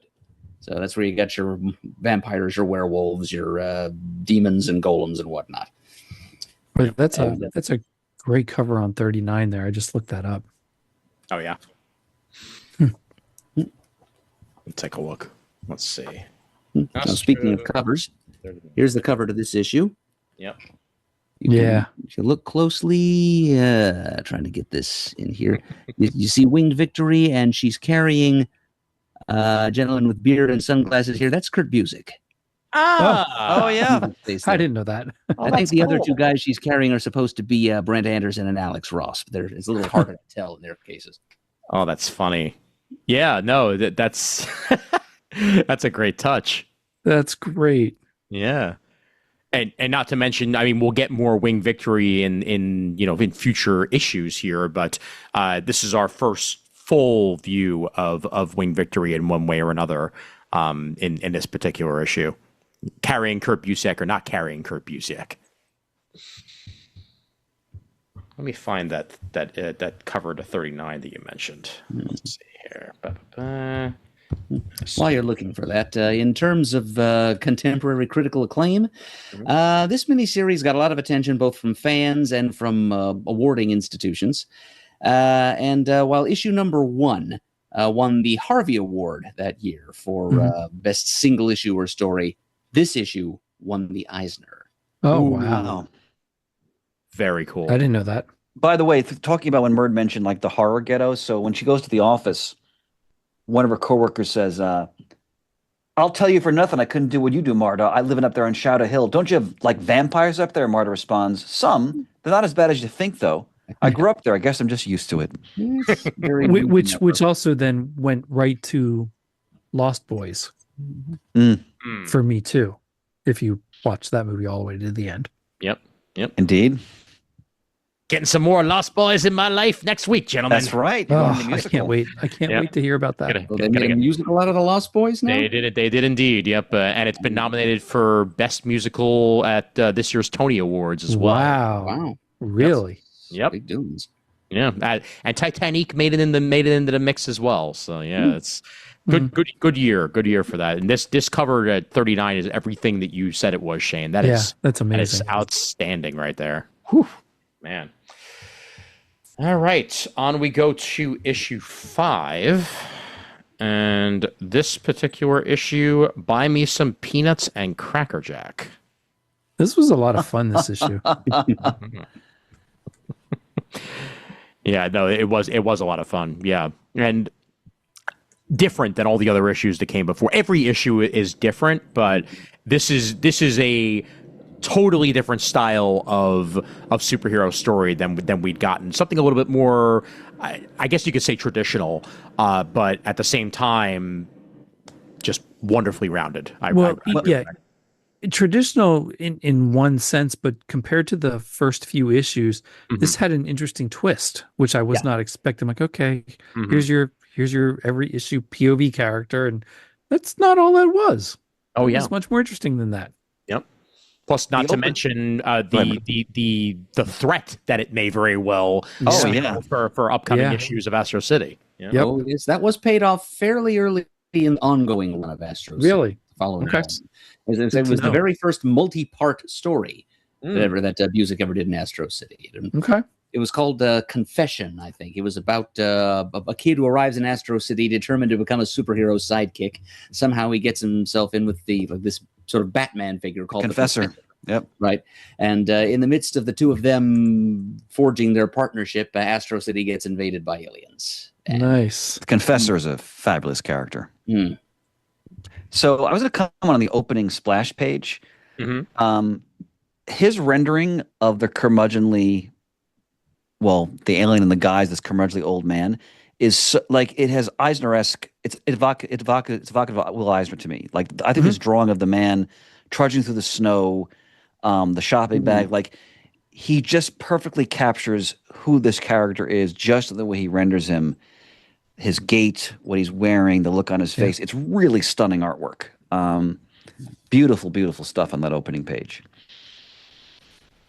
And Cracker Jack is a complete ass. It's really fun. Like Busiek's having such a great time, clearly writing his dialogue. Definitely. To me, he's Booster Gold. Oh, Yeah. absolutely. Yeah. Well put. Yeah. Yep. Better actor than Booster, though. Oh yeah, yeah. Yeah. But what record collection. Yeah. What I really like about this issue here is the oh yeah, no, I did it, it was me of it all really comes forward, that he is a character that is looking for validation in so many different ways and is almost incapable of finding it because he's just going to put his own foot in his mouth and in essence accidentally outs himself to his entire building because he can't get the foot out of his mouth. Great moment. Yep. And even later when he helps the duo that are on a stakeout, and he's like, I'm just gonna help, don't mind me, don't even think I'm here, it's all me. Like you said, very self-absorbed when it suits his needs. Yeah. Let's talk about the alien in question here. At first, I was thinking, oh, is this going to be our Martian Manhunter? You know, is this going to be our character that is blending in with the crowd, but may very well be a hero at heart? And yeah, not at all where he was going. No, not at all. Not at all. Kind of glad I was wrong about that because it was, you know, a bit of a twist. Like in my head, I could almost hear Mojo Jojo's voice as he was like grumbling around. But you know, that's not quite the voice that he was going for. Yeah, I can also it's just his design, but I was hearing Zorak. That that too. I can appreciate the Pokédex that he's carrying around too, updating Yep. every now and then. Yep. I immediately thought of a Pokédex when I saw it for the first time as well, Shane. Yep. Yeah. What's interesting about the character, though, he's been around humans so long that you can tell, despite himself, he's kind of considering trying to find a way to not send the invasion signal. He's sinister, but he's conflicted, which is exactly a character instead of just your standard evil alien spy. Mm-hmm. And but he's so turned off by the display he's seeing at the end that he just has to barge back into the ruins of the building and hit the button. It's hilarious to me that somehow the Earth survives Cracker Jack's bad showing as humanity in microcosm, and yet we turn around and we're doomed by the pick a little talk a little ladies from And that's exactly what I thought too. The pick a little talk a little. Yep. Oh my god. Cheap. A little more. Yes. Well, look, when they're all gabbing and like they're wearing the fire blankets, and the bottom panel, which is like reminds me very much of Neil Adams, the artwork, the sheer hatred that's coming out of his glare. And this is where we get the irregulars. Just as just as a reminder, there we get the full crew, which would be Juice, El Robo, Homegirl, Palmetto, Ruby, and Stray. Okay, Homegirl. Yeah, she's called Jailbait in the original story. Oh, I'm glad she's called Homegirl now. Apparently that's not okay because that's two different Jailbait characters who've been renamed. Because remember, there used to be a gamma-powered character in Peter David's Hulk run who was called Jailbait. And when she showed up again in Immortal Hulk, to basically just so we could be told that she died, they never mention that used to be her code name. Huh. Yeah. Good. Wow. There are some ideas that are best left abandoned. quite in the Metro book, they still call her Jailbait. They haven't changed the text or anything. Right. Yeah. And I guess later on they either they must rename her as that's what the wiki specifically calls her. But yes, you are correct about that. And I did find our Zorak in full Zorak, by the way. So yeah. Totally Zorak. That is a wonderful. Those giant bulging eyes, that mantisoid body structure. That design has burrowed into my brain. It has lived with me. It has actually made itself the symbol of an aspect of my own personality. When I think of those parts of myself that I do not like, my misanthropy, for example, they're symbolized by that That is what my negative self-image looks like. Like The fact that Murd is now psychoanalyzing himself in your programming is just, this is gold stuff. This is. I wouldn't it's a sign of a want really it. superior comic, Chris. When it Yeah. I wouldn't want it any other way, man. And part of me also really wanted to call Bridwell the living Ohatmu, because it felt like that's what he was doing. Like by walking around and cataloging all of the heroes in the way that he was doing. It's like he could have easily been an alien that was just looking to get a bound copy of the the Astro City Almanac of Heroes or something like that. Yeah, and we got those 6 Pokédex entries that he was working on, and that's basically little handbook entries that some fans in the letter columns were already clamoring for, and that other fans were begging Busiek never to provide. So to those fans, this guy clearly was, a bad guy. Yeah. But let me just, while we're on that subject, let me just add here that there is significance to the guy's name because he is Mr. Bridwell.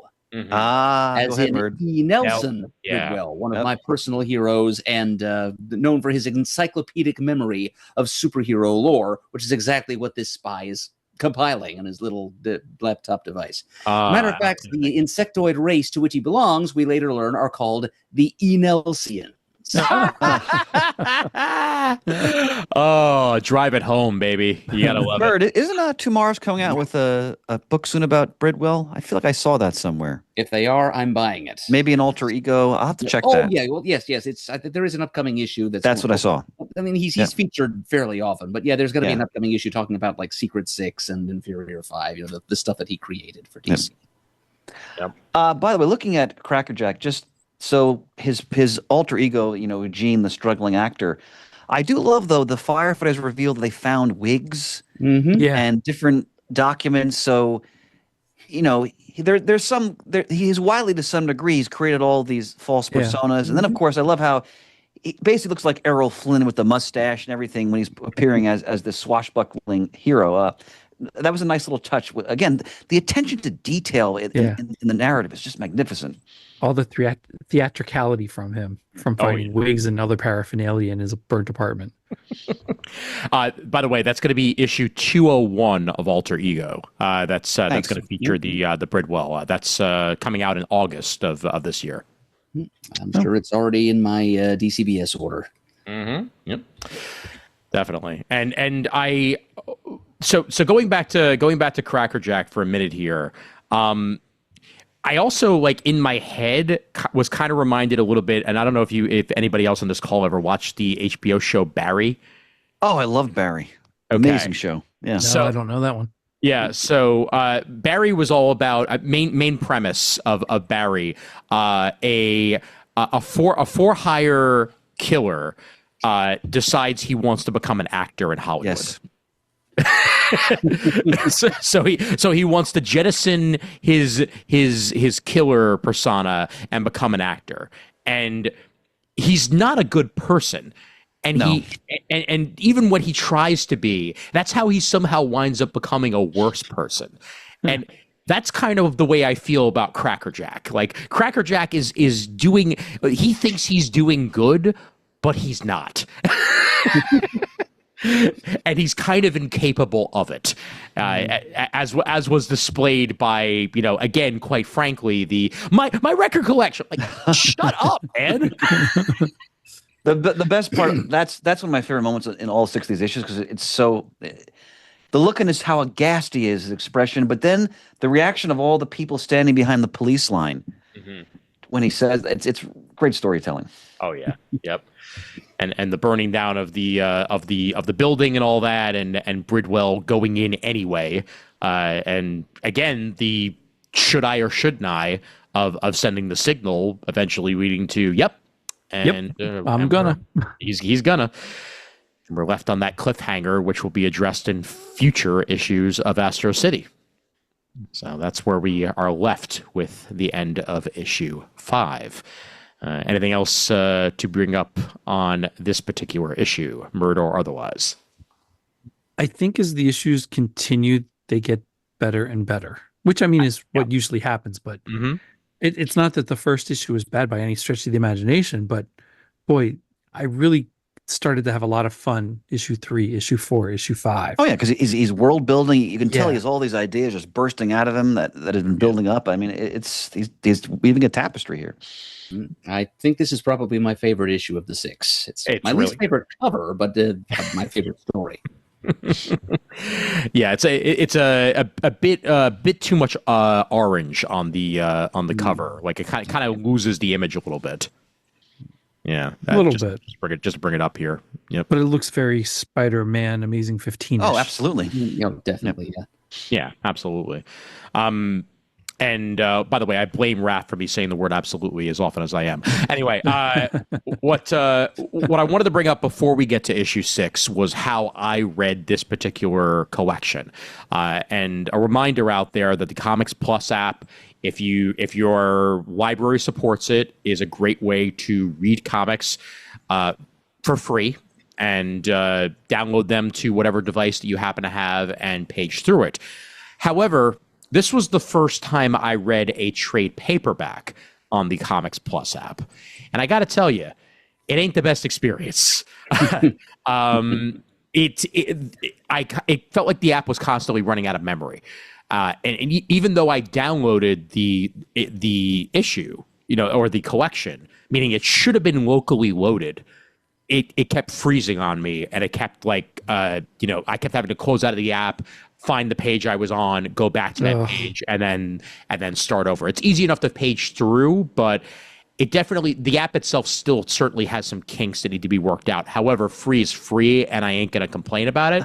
Yeah. But they have the full Metro book edition, meaning not just these first 6 issues, but also the 12 issue, second volume as part of it, available for adding to your shelf and downloading on the Comics Plus app. So if your library system supports it, go ahead and check it out, and that'll be an easy way for you to follow along with us in this episode and hopefully get into Astro City yourself. So I wanted to make sure that I brought that up.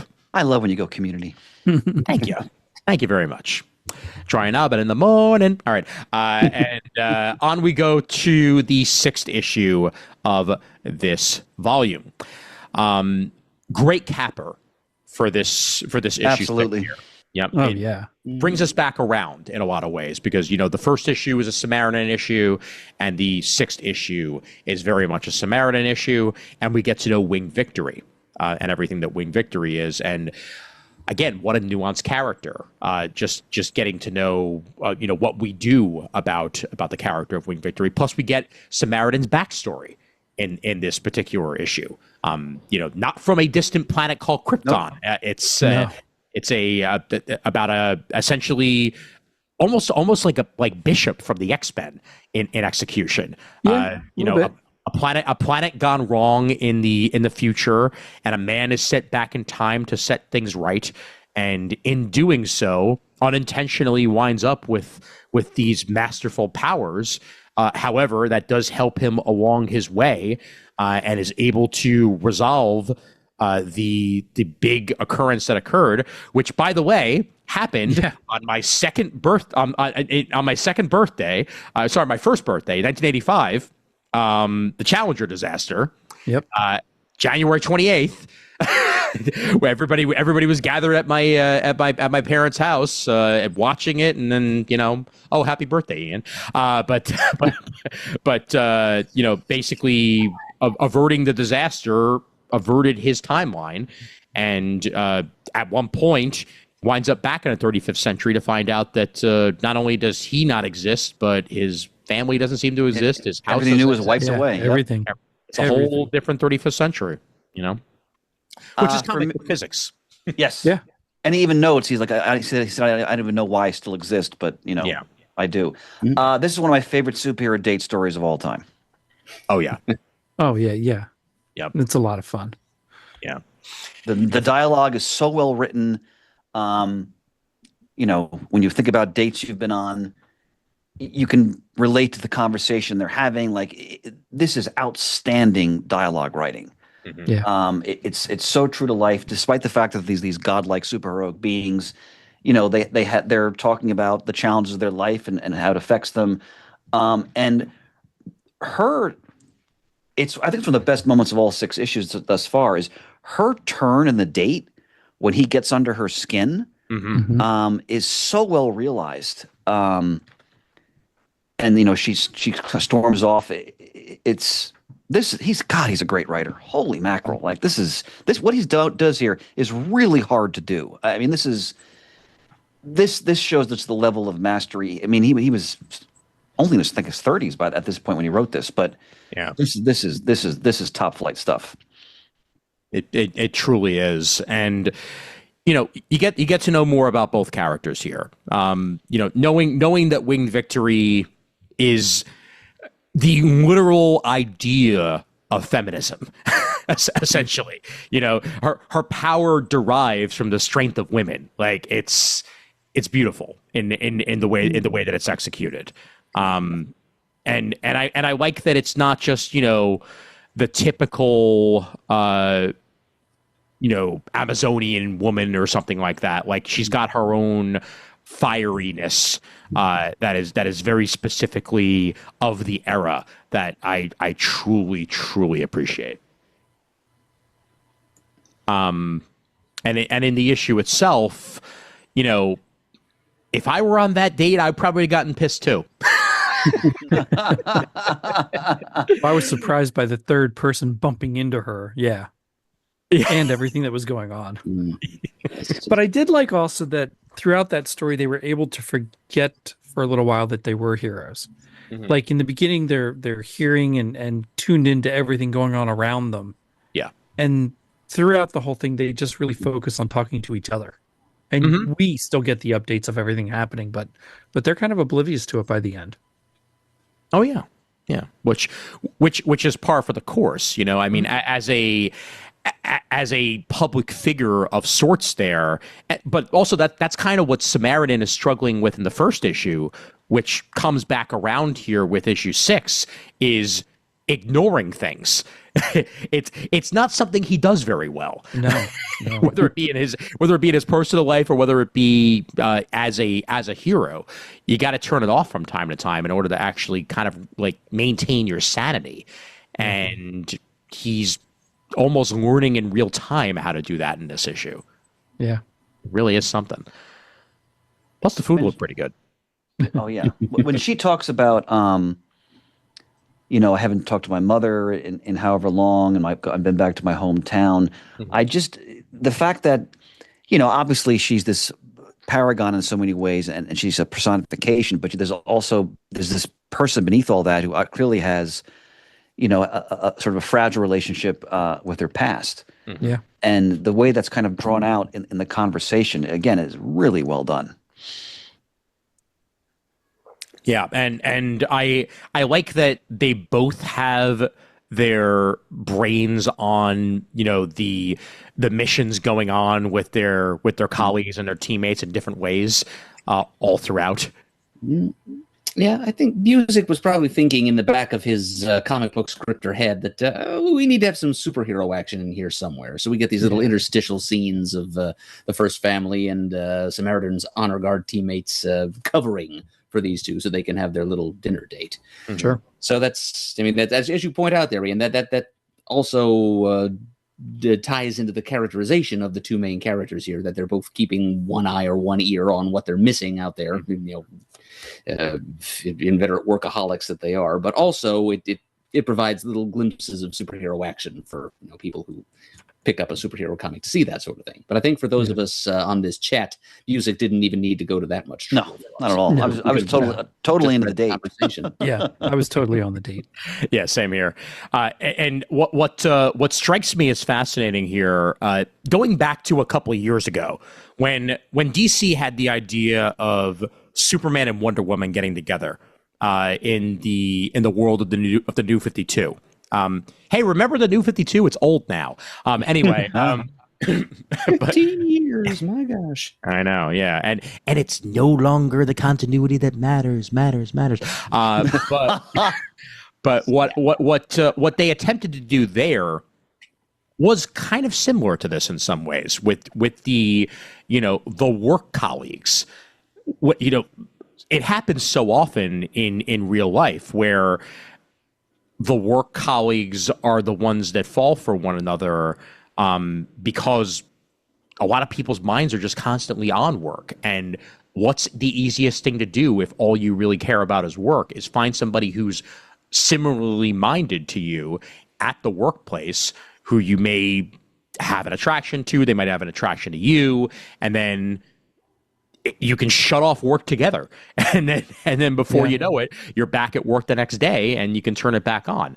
It doesn't work for everybody. Trust me, it doesn't, because sometimes you need that separation, and you need to have two different minds, and also constantly seeing each other may not necessarily be something that people want, because then it may take away from the magic a little bit when you get back home. But for these two, work is life, period. Yeah. So maybe it is just easier for them, rather than him look at the most attractive starlets of Astro City and try to find his lowest lane. Wonder Woman might be the person that you're looking for here. It might be something that works just that much better for Samaritan and his situation, and for Winged Victory and in the comparison. So I'm going to stir the pot even further here. Yeah. A little controversial take. On page 22, when after Winged Victory has finally lost patience with being in the world of humans, she's been reminded of how much she hates being the weak little thing that she believes herself to be in human form. She's been jostled by one too many beefy Bob patrons, and also Samaritan gets under her skin at just the wrong moment. She turns into Winged Victory, flies off. The two of them catch up at the rocket ship ornament at the top of that building there in the city center. Mm-hmm. And at that point, she turns to Samaritan and points out to him, it's the classic, you're a god pretending to be a man. I'm a normal woman pretending to be a god. This is the thing that I always got into with Matt when we used to have our arguments over the best characterization of Superman and Batman. How in post-crisis, at least, Superman was a god struggling pathetically to pass for human, and Batman was a human struggling pathetically to be some kind of dark god of vengeance or something. So basically what we're looking at here is not so much a date between Superman and Wonder Woman as a date between Superman and Batman. Ooh. Interesting, Murd. Wow. Oh, well done. Wow. Well, I damn. wasn't thinking that. Wow. Mind blown, Murd. Mind blown. Well done. And yeah, you're right. Batman's a bit of a workaholic too, you gotta admit. Mm-hmm. Yep, absolutely. And going back to the same, dichotomy, the same comparison that we were making earlier on in the episode between, Clark Kent and Superman and Bruce Wayne and Batman. Like, what's the facade and what's the real person? If you want to look at it that way, Samaritan is Batman, and Winged Victory might very well be Superman in this situation, because she seems to have a sense of self. She seems to have at least a little bit of a life, while Samaritan is incapable of it. At least for the way that he's initially painted in that first issue, constantly, on the hunt. What has Batman been presented as time and time again in the comics? I can't wait for it to be night so I can go be Batman. I hate that I'm at this party. I really would rather be fighting Joker. Like that's. I hate that I'm on this date with Samaritan. I want to be punching Golden Boy and rescuing women. Exactly. Yeah. Wow. Like Bruce Wayne pretending that Bruce Wayne died with his parents, which he didn't. Mm-hmm. He wants to pretend that he's this creature of the night now, out there to punish all the bad guys who took his mommy and daddy away. Here's Winged Victory pretending that there's no such person as Lauren Freed, which is her human alter ego. Freed, which is a synonym for liberated. Very good Busiekian pun there. Oh, yeah. Yeah, she's the one who's kind of turned sour on occupying the alter ego that is still open to her. But Samaritan, and this is what Winged Victory turns around and tags on Samaritan here. He's doing what he's doing here out of a kind of guilt complex. Yeah. He came back and saved Earth, but at the cost of destroying his entire timeline, unraveling the very existence of his family, everyone and everything he ever knew in the 35th century. And so he's kind of obsessively safeguarding the world that he's stuck in now as a way of compensating for his loss. He literally lost himself. Let's get super deep about it right here. Like, he literally lost himself. he no longer exists, and yet he does simultaneously. So how are you a person if you don't even exist? You throw yourself into your work, I guess. Yeah, that's what it comes down to. One point of hope, though. 2 points. One, she says to him, "Don't worry about it. You've given me a lot to think about." So she's not totally rejecting like the conversation they had and the connection that they clearly have made. Yeah. So she's introspective in that sense. And then, of course, I mean, the end is just magnificent. I mean, the kiss is beautifully rendered, and just think about when you've been on a really great date and how good it feels. When the date's over and you're refreshing on how wonderful it was, and you're thinking about all these key moments, and that's very much the look on his face as he's flying away. Great art by Anderson, the way he captures that expression. The narrative is pitch perfect. Great superhero date story. It truly is in so many different ways. I think what's so excellent about this is you don't even know if there's even going to be a second date, and there may not be. Yeah, that's a good point. Yeah. This could easily be just what they needed in that specific moment. And if that's the case, then so be it. But they did what they needed for themselves in that specific moment, and that's why the kiss happens. And will there be further kisses? Stay tuned, fellow readers, and find out. And for that matter, it's just a perfect capper to the first 6 issues of this world. Yep. Bookends it nicely. Yep. Absolutely. I think that this just masterfully shows us what a superior storyteller can do with 6 issues of comics that aren't a 6-issue arc, but they are. Well put. There's no no cliffhanger at the end. I mean, outside of issue 5, there's no cliffhanger that's going to bring you to the next issue, because it's not like issue 6 picks up immediately after the events of issue 5. It's just, we are getting the world here. It's life in Astro City. Life in Astro City, exactly. Yep, and that's what we need. So happy you brought this to the table. Murd, great selection. Yeah, totally. Yep. And I look forward to reading more. I really do. And well, since I have this trade, I'm going to read the rest of them. I mean, please I do. paid for it all. It's worth your while. Oh yeah. Yep. I'd like to close our discussion of issue 6, though, and here's Alex Ross's Winged Victory design on the back. Oh, nice. Love it. With a few ominous notes of the future of the title from the letter column. Words of Kurt Busiek. As you've probably noticed, this issue is late, and I apologize. It's not late. It's not so late that it's returnable by retailers, but it's a couple of weeks later than we wanted it to come out, and that's what counts for me. The bottom line is that it takes Brent just about 6 weeks to pencil and ink, because he inked his own art for this 6-issue miniseries. Inker Will Bleiber was brought on later on to speed things up. But it takes him 6 weeks to pencil and ink an issue of Astro City, and when we're bringing them out every 4 weeks, well, you see the problem. We started out with plenty of lead time, but as each issue got done, we were skating closer and closer to the edge. Our plan was to get the first 6 issues out on time and then get Brent an inker, which they eventually did, so we could get back on schedule and keep going without screwing up. But, well, we ran out of schedule before we finished number 6. Once again, my apologies. So Busiek is spending a lot of text here to apologize for the lateness of just the final issue of this first 6-issue miniseries. Wow. And sadly, it's the shape of things to come for this embattled series, because between Brent Anderson's perfectionism and Busiek's own health problems, there would be many months between issues of Astro City in the years to come. But each one was well worth the wait. I can assure you of that. See, this is, I think towards the beginning, you guys thought that I, as like the captain of the time bubble, would appreciate certain aspects of this series. That this is where I really sympathize.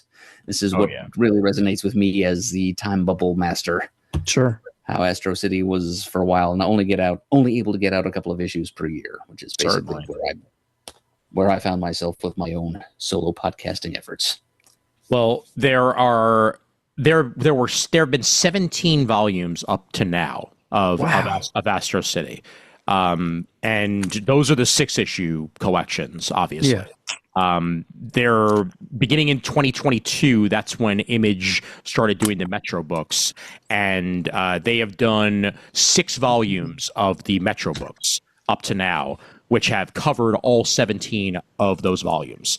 So volume 1, as we said, the one that we've been touching on here, Astro City volume 1, numbers 1 through 6, and then volume 2, which is the half issue, and then issues 1 through 12. And then from there, volume 2, 3, 4, 5, 6 finish up the rest of it. And then in 2023, Image Comics announced a series of oversized hardcover collections of Astro Boy dubbed Opus Editions, which I don't think has actually come out yet, even as of now. I'm going to take a look and see whether or not it When was the last original Astro City story? That's a good question. Or have the Metro books covered everything that's been published thus far? I believe the Metro books have covered everything that's been published so far.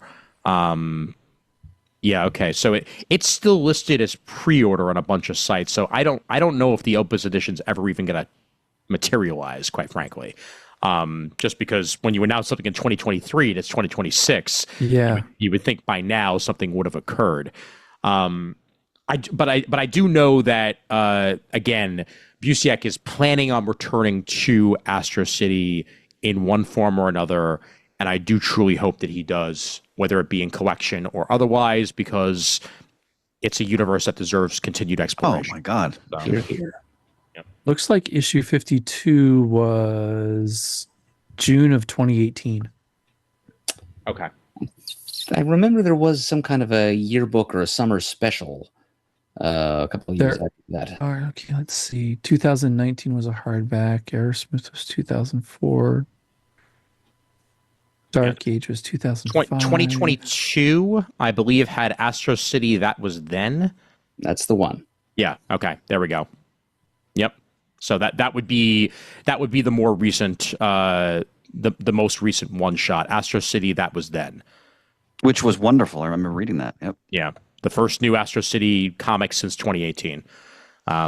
So yeah. So I hope he's working on something else. But if for some reason it never does occur, it's a wealth of comics, no matter which way you slice it. So excellent work all around, guys. Now, gentlemen, I think I have the next selection for Review Corner. You sure do, Chris. And I have some thoughts, and I'll be sharing an email with you in the near future. Okay, cool. All right. Fantastic. With bated breath for your next assignment, sir. Excellent. And I want to send a reminder out there to folks that this is our 20th anniversary month of comic timing. I threw an extra episode in there with the extra point that Chris Naudis and I recorded literally randomly on a Saturday after going to Free Comic Book Day. So that's out there for you guys to enjoy in the ether at the moment. Next episode after this will be the Raging Bullets comic timing crossover featuring myself, Sean Whalen, Jim Seguin, Brent Cassina, and Raf Suhu as we review Spider-Man, Superman, and Superman, Spider-Man. Oh, that'll be terrific. Yeah, that'll be fun. That'll be some good stuff. Yep. And then shortly after that, we should all be gathering Gold and Blue and anybody else who wants to join in for that Zoom. Emails will be sent out in the next week or so to try to figure out a day that makes sense. And then I will post that to the Comic Timing fan group accordingly. And like I said, anybody who wants to join for that specific day and time, you're happy to join in on the fun. So good times, gentlemen. Good times all around. Always good to record with you fellas. You bet, honey. Thanks for having us on. Our pleasure. All right. And with that, there we go. Email address for Comic Timing is comictiming@gmail.com. Facebook.com/Comic Timing is where you can find the Comic Timing fan group. And please do join in on that if you have not already done so. We love the conversation that goes on there week to week. You can follow us on YouTube. You can find the video version of this and other episodes at youtube.com/@Comic Timing Podcast. do check that out. We're on Bluesky as Comic Timing, and we're going to be putting up some links to our favorite episodes of Yore over the next couple of weeks, so do check that out. We're also on Instagram as Comic Timing Podcast, and we're on Threads as Comic Timing Podcast as well.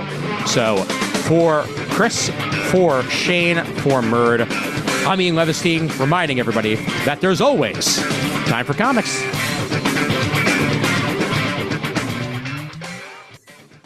You are now leaving Astro City. Please drive carefully. Yay! I was hoping one of us would do that on the way out. Murd.